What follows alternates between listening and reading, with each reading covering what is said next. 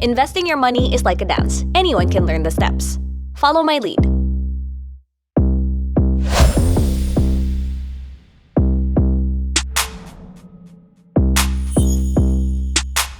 The conservative ballet. Conservative investors tiptoe around risk. They prefer a steady income to preserve their wealth.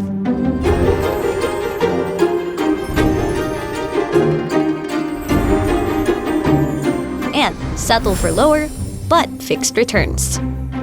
Moderately aggressive salsa.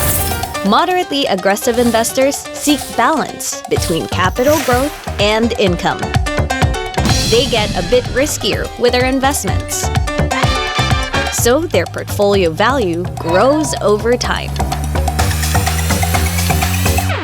The aggressive freestyle. Aggressive investors make big moves to grow and earn the highest potential returns that could stumble on unpredictable portfolio performance. But if they get into the groove, they can get the biggest gains of them all. So, what's your style? Can you repeat?